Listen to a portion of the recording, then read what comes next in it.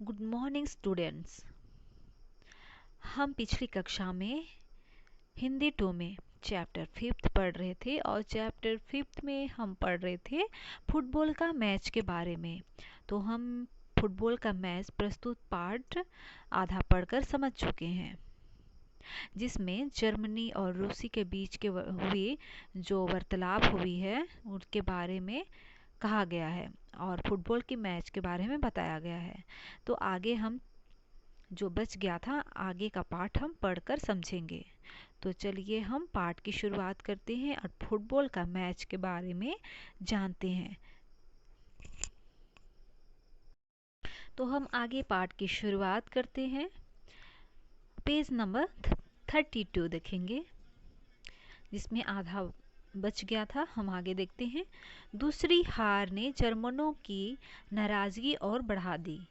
वे भला यह कैसे सहन कर सकते थे कि मानव की सर्वोच्च आर्य जाति के विजित सैनिकों से विजित देश की भूमि पर हार जाए, भले ही वह हार फुटबॉल मैच की ही क्यों ना हो। जर्मनों ने यह बहाना किया कि उनकी पहली 2 टीमों के खिलाड़ियों ने पर्याप्त प्रयास नहीं किया, इसलिए वे हार गए। 19 जुलाई को होने वाली तीसरे मैच में वे अवश्य विजयी होंगे,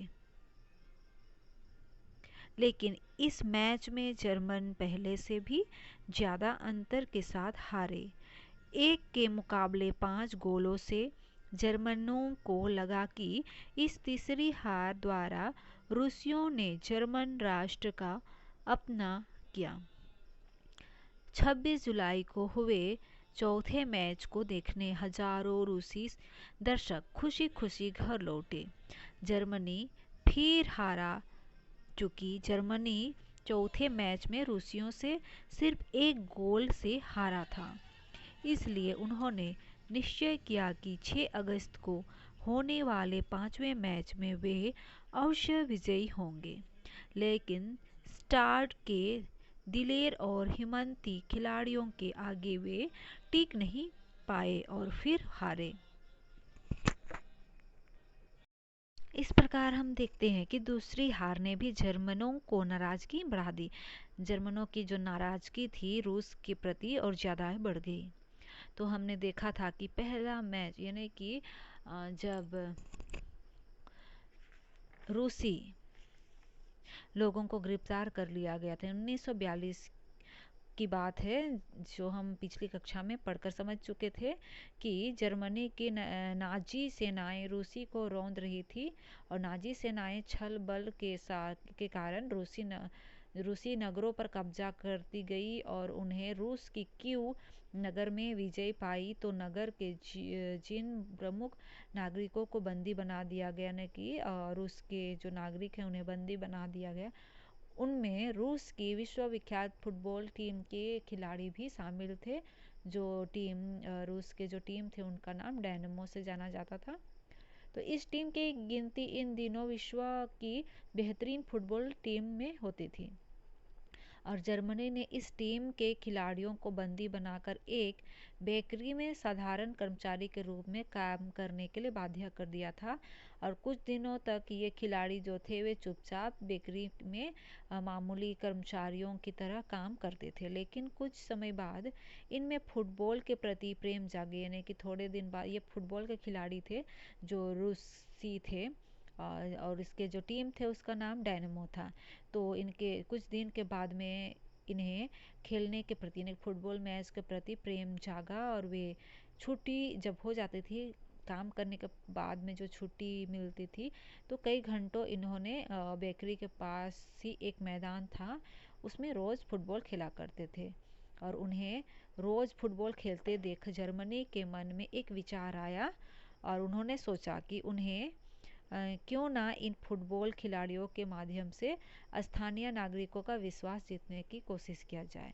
और फिर उन्होंने एक खिलाड़ियों से कहा कि यदि वे चाहे तो निडर होकर बेकारी के पास के मामूली मैदान में स्थान पर नगर के जो फुटबॉल स्टेडियम है वहाँ खेल सकते हैं, अभ्यास कर सकते हैं। यानी कि जर्मनी के जो खिलाड़ी है वे उन्हें छूट दे दिए। तो जब रूसी खिलाड़ी इस प्रस्ताव में से इनके जर्मनी के जो प्रस्ताव दिया गया, जो कहा गया, उनसे वे चौंक गए। तो जर्मनी ने कहा कि जर्मन लोग ना फुटबॉल के खिलाफ हैं और ना फुटबॉल खिलाड़ियों के खिलाफ हैं। वे तो फुटबॉल और उनके खिलाड़ियों से बेहद प्यार करते हैं। इतना ही नहीं, अगर रूसी खिलाड़ी चाहे तो जर्मन सेना की फुटबॉल टीम के खिलाफ भी मैच खेल सकता है। एक मैच नहीं बल्कि कई मैच खेल सकते हैं। इस तरह रूसी जो गिरफ्तार कर लिए गए थे और उन्हें बेकरी में कर्मचारी के रूप में काम करना पड़ता था, उन्हें इस तरह जर्मनी जो गिरफ्तार किए थे जर्मन के लोग, वे इस प्रकार कहने लगे। हालांकि डायनेमो के खिलाड़ियों ने, यानी कि रूस के जो खिलाड़ी थे, इनके मन में संदेह उत्पन्न हुआ और वे सोचने लगे। फिर भी उन्होंने स्टार्ट नाम से एक नई टीम का गठन किया। उन्होंने डायनेमो, जो रूस के जो खिलाड़ी थे, उनका टीम का नाम पहले था डायनेमो। तो जब वे रूस के साथ में खेलने का जब निश्चय किया गया था, जर्मनी के साथ में रूस के बीच, जर्मनी दोनों के बीच में जब खेलने के लिए निर्णय किया गया था, जर्मनी ने जो निश्चय किए उसमें इन्होंने अपना टीम का नाम बदल कर, यानी कि रूस के जो खिलाड़ी है अपना टीम का नाम स्टार रखे। डायनेमो बदल के स्टार्ट नाम से एक नई टीम का गठन किया और फिर मिलजुल कर फैसला किया कि वे मैच में जर्मनी को हराने की पूरी कोशिश करेंगे। इन्होंने फैसला किया। और पहले मैच जब हुआ 12 जून सन 1942 को, तो फुटबॉल स्टेडियम में, क्योंकि फुटबॉल स्टेडियम में हुआ था और स्टेडियम दर्शकों से खचाखच भरा था और जर्मनी खिलाड़ी बड़े आत्मविश्वास के साथ खेलने आए, मगर अनुभवी जो रूसी खिलाड़ी थे उसे ज़्यादा देर तक टिक नहीं पाए और बुरी तरह हरा गए। यानी कि रूसी के जो खिलाड़ी थे जर्मनी खिलाड़ी को बुरी तरह हरा दिया। इससे जर्मन इस हार से बहुत नाराज हुए, मगर क्या कर सकते थे। उन्होंने ज़्यादा अनुभवी और साहसी खिलाड़ियों को एक नई टीम बनाई और 17 जुलाई को दूसरा मैच खेलने की भी घोषणा की थी। और इस मैच से पहले जर्मनी टीम के कप्तान ने अपने खिलाड़ियों से कहा कि इस बार रूसी खिलाड़ियों को अवश्य हराना है। मगर भरपूर कोशिश के बावजूद भी जर्मन खिलाड़ी एक बार फिर स्टार्ट, यानी कि जो रूसी खिलाड़ी हैं, उनके हाथ बुरी तरह पराजित हो गए, यानी कि हार चुके थे। इस प्रकार दूसरी हार, पहले बार तो हार चुके थे रूसी खिलाड़ियों से, स्टार्ट जो खिलाड़ी हैं उनसे जर्मन के खिलाड़ी हार चुके थे, लेकिन दूसरी बार उन्होंने निश्चय किया कि फिर से हम खेलेंगे। तो दूसरी हार ने भी जर्मनों की नाराज़गी और ज़्यादा बढ़ा दी थी। वे भला यह कैसे सहन कर सकते थे जब ये पहली और दूसरी मैच भी हार चुके। मानो कि सर्वोच्च आर्य जाति के विजित सैनिकों से विजित देश की भूमि पर हार जाए, भले यह वह हार फुटबॉल मैच की ही क्यों ना हो। जर्मनों ने यह बताना चाहा कि उनकी पहली दो टीम के खिलाड़ियों ने पर्याप्त अभ्यास नहीं किया था। यही बताना चाहा है। जब जर्मनी के खिलाड़ी रूस के खिलाड़ियों से हार गए तो उन्होंने यही बताया कि जो टीम के खिलाड़ी थे, जर्मनी टीम के जो खिलाड़ी थे, वे अच्छी तरह से अभ्यास नहीं किए थे, इसलिए हारना पड़ा। फिर 19 जुलाई को उन्हें होने वाले तीसरे मैच में वे अवश्य विजयी होंगे, इन्होंने निश्चय किया। लेकिन इस मैच में भी जर्मन पहले से ही ज़्यादा अंतर से साथ हारा, 1-5 गोलों से। यानी कि जर्मनों को लगा कि इस तीसरे हार द्वारा रूसियों ने जर्मन राष्ट्र का अपमान किया है। 26 जुलाई को हुए चौथे मैच, यानी कि फिर पहला, दूसरा, तीसरा, चौथा भी हो चुका, जो 26 जुलाई को चौथा मैच हुआ था, जिसमें हजारों रूसी दर्शक खुशी खुशी घर लौटे। जर्मनी फिर हार चुका था, यानी कि चौथी मैच भी हार गया। जर्मनी चौथे मैच में रूसियों से सिर्फ 1 गोल से हारा था, लेकिन उन्होंने निश्चय किया कि 6 अगस्त को होने वाले 5वें मैच में वे अवश्य विजयी होंगे। फिर उन्होंने निश्चय किया कि छठवें, यानी कि 5वां मैच हुआ, लेकिन अब 6वां मैच में जरूर वे रूसी को हराएंगे और विजयी होंगे। स्टार्ट के दिलेर और ईमानदारी खिलाड़ियों के आगे वे टिक नहीं पाए, फिर हार गए, यानी कि 5वीं मैच भी वे हार चुके थे।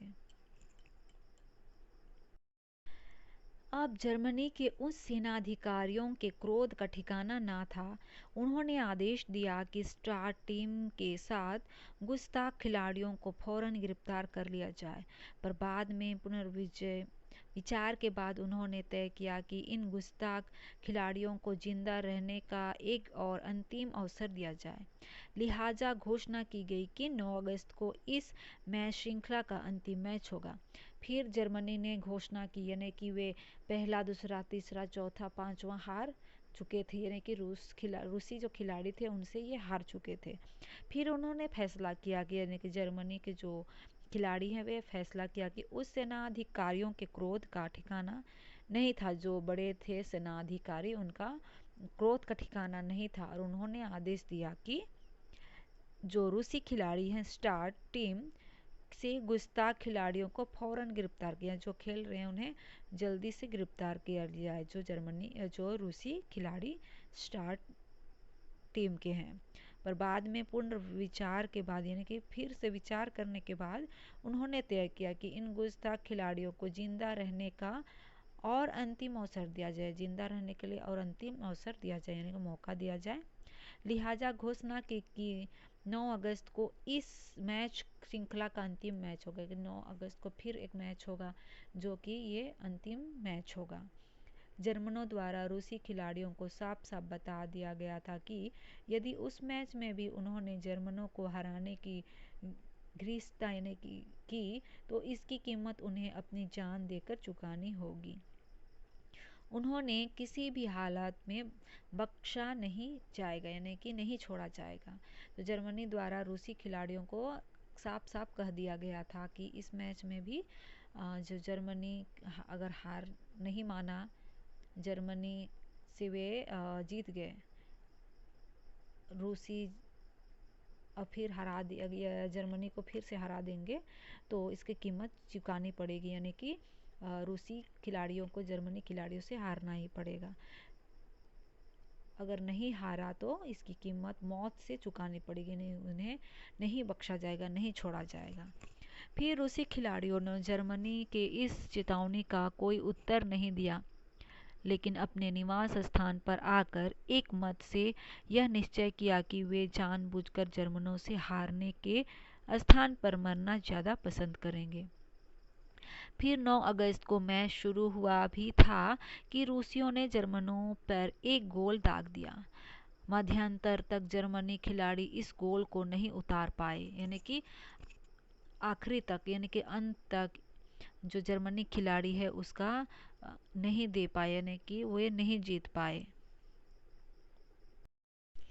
मध्यांतर के अवकाश में एक जर्मनी सेना अधिकारी ने रूसी खिलाड़ियों को फिर चेतावनी दी, यानी कि जब बीच में जब खेल रहे थे तो उन्हीं के बीच में जब रूसी जर्मनी को फिर से हराया, जो अंतिम मैच खेला जा रहा था उसमें जर्मनी के जो खिलाड़ी हैं फिर से हार गए, तो उसी बीच जर्मनी के जो खिलाड़ी है मध्यांतर बीच में ही अवकाश छुट्टी में एक जर्मनी सेनाधिकारी ने रूसी खिलाड़ियों को फिर चेतावनी दी कि यदि इस मैच में भी जर्मनी को हारना पड़ा तो कोई रूसी खिलाड़ी जिंदा नहीं बचेगा। पर इस चेतावनी ने रूसियों के गुस्से को भड़का दिया। उन्होंने पहले से भी ज़्यादा उत्साह से तथा और अधिक गोल करने इस चेतावनी ने रूसियों के गुस्से को भड़का दिया।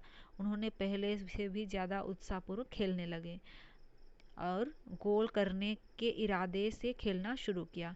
जर्मन रेफरी ने जर्मन खिलाड़ियों द्वारा किए गए सब फाउल नज़रअंदाज करने शुरू कर दिए, लेकिन जर्मनों पर हुए साफ गोल को वह कैसे नज़रअंदाज करता। मैच के अंत में जर्मनी 2 गोल से हारा। रूसी दर्शक जब अपने खिलाड़ियों की इस जीत पर तालियां बजाने लगे तो जर्मनी सैनिकों ने उन्हें बंदूक दागकर ऐसा करने से रोका। सहमे हुए दर्शक, जिन्हें रूसी खिलाड़ियों को दी जाने वाली मौत की चेतावनी के बारे में कोई जानकारी न थी, चुपचाप सिर झुकाए स्टेडियम से बाहर चले गए। निडर और हिम्मती रूसी खिलाड़ियों को ट्रक में बिठाकर बाबिदा नामक स्थल ले जाया गया, जहां उन्हें एक लाइन में खड़ा करके गोलियों से भून दिया गया। प्रस्तुत पाठ फुटबॉल का मैच में यही बताया गया है कि खेलों के इतिहास में यह मैच खिलाड़ियों के हौसले और साहस के कारण एक विशेष स्थान रखता है। यह सिर्फ खेल के प्रति प्यार की बात नहीं थी, बल्कि अपने प्रति होने वाले अन्याय का विरोध भी था। यानी कि हम देखते हैं कि जब रूसी जर्मनी लोग, जो जर्मनी के नाजी सेना थे, वे रूस को छल के कारण गिरफ्तार कर लिए गए थे। यानी कि उनके जो रूसी नगर जो था उसे कब्जा कर लिया गया था। उन्हें रूस के क्यू नगर पर विजय पाई थी। तो नगर के जिन प्रमुख नागरिकों को बंदी बना दिया गया था, उनमें रूस के विश्वविख्यात फुटबॉल टीम के डायनेमो के खिलाड़ी भी थे। और उसे जब लेकर गिरफ्तार करके लेकर आए और कर्मचारी के रूप में, साधारण कर्मचारी के रूप में काम सौंपा गया था, और ये बाध्य होकर वह कार्य भी करने लगे थे। और अपने फुटबॉल के प्रेमी होने के कारण ये जब कर्मचारी थे तो अपना काम पूरा करने के पश्चात ही मैदान में जाकर अभ्यास करते थे, फुटबॉल मैच खेलते थे। उसके बीच में जो दोनों जर्मनी लोग जब खेलते हुए देखे तो निर्णय किया कि क्यों ना रूसी के खिलाड़ियों से हम खेलेंगे। और जब खेलने लगे तो पहला, दूसरा, तीसरा, पांचवा मैच भी हुआ, और एक अंतिम मैच भी, यानी कि छठवां मैच भी हो चुका था, जिसमें बार बार, यानी कि हमेशा जर्मन के जो टीम था वे रूसी टीम से हारता गया और अंततः हार गया। तो अंतिम के समय में भी फैसला किया गया और धमकी दिया गया, जो रूस के खिलाड़ी हैं उन्हें धमकी दिया गया कि यह जो मैच है, जो अंतिम मैच है, वह ना जीते, यानी कि जर्मनी को जीतने का अवसर दिया जाए। लेकिन यहाँ देखा गया कि खेलों के इतिहास में यह मैच खिलाड़ियों के हौसले और साहस के कारण एक विशेष स्थान बनाए रखा। यह सिर्फ खेल के प्रति प्यार की बात नहीं कही गई है, बल्कि अपने प्रति होने वाली जो अन्याय हो रहा था, उनके बीच में जो अन्याय था, उनके विरोध में भी था। तो इस प्रकार आज का यह पाठ फुटबॉल का मैच यहीं समाप्त होता है। और आप लोगों को ज़रूर फुटबॉल का मैच प्रस्तुत पाठ ज़रूर समझ में आ गई होगी, और आप भी अपना पाठ्य पुस्तक एक बार अच्छी तरह से पढ़कर समझ लीजिएगा। ज़रूर आप लोगों को पूरी कहानी या पाठ फुटबॉल का मैच या समझ में आ जाएगी।